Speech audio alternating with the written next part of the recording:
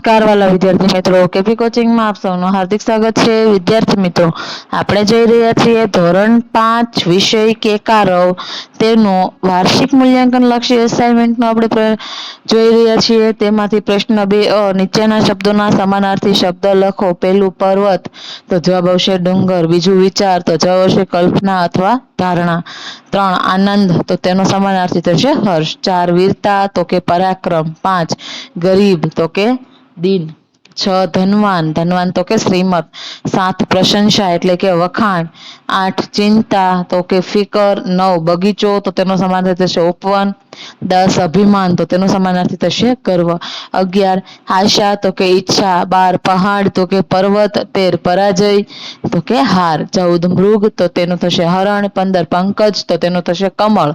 16 પવન તો તેનું થશે સમીર. 17 વાંસળી તો કે મોરલી. 18 મંદિર તો તેનો સમાનાર્થી થશે દેવાલય. 19 નદી તો તેનો સમાનાર્થી થશે સરિતા. અને 20 શુભ તો તેનો સમાનાર્થી થશે માંગલિક. અથવા પ્રશ્ન 2 માં હવે આપેલા શબ્દના નજીકના પ્રાસવાળા અર્થ હોય ને એની ઉપર તમારે ગોળ કરવાનું છે. પહેલું છે યાત્રા તો તેનું થશે મુસાફર. બીજું છે બેકાર તો કે કામ વગરનું. 3 ગાઈડ તો તેનો જવાબ આવશે માર્ગદર્શન આપનાર. 4 સમસ્યા તો તેનો જવાબ આવશે મુશ્કેલી.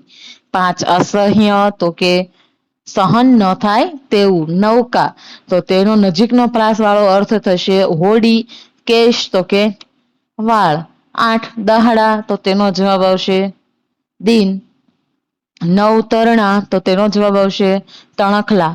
10 ભય તો તેનો જવાબ આવશે ડર. 11 માયાવી તો તેનો જવાબ આવશે કપટી. 12 બલિષ્ઠ તો તેનો જવાબ આવશે સૌથી બળવાન. ત્યારબાદ 13 ગોળમટોળ તો તેનો જવાબ આવશે હુષ્ટપુષ્ટ. ત્યારબાદ ભાગોળ તો તેનો જવાબ આવશે ગામનું પાદર. પેલું હવે એના અથવામાં હજી તમને પ્રશ્ન ઓપ્શનમાં આપેલો છે. કૌંસમાંથી નજીકના અર્થવાળા શબ્દ શોધીને ખાલી જગ્યા પૂરો. પેલું તમે કદી પુસ્તકાલયમાંથી ચોપડી લઈ છકામકાની વાર્તા વાંચી છે? ન વાંચી હોય તો વાંચજો અને પછી નક્કી કરજો કે એ બંને બેવકૂફ ખાલી જગ્યા હતા કે શાણા. તો તેનો જવાબ આવશે મૂર્ખ. 12 આ કાજુ કતરી જબરી મીઠાઈ છે. કોઈના પણ ઘરે ખાઈએ સ્વાદિષ્ટ ખાલી જગ્યા જ લાગે. જવાબ આવશે જીભને પસંદ પડે એવી જ લાગે. 3 ઘોડિયામાં મૂકવાનું નાનું ગાદલું સુવાળું ખાલી જગ્યા હતું. જવાબ આવશે લીસું અને નરમ. 4 રાજસભામાં સૌથી ઊંચા સ્થાને મૂકેલા સિંહાસન પર રાજા બિરાજેલા તો કે બેઠેલા હતા. 5 હજુ તો રાજાને માત્ર ખાંડું જ ખખડાવેલું.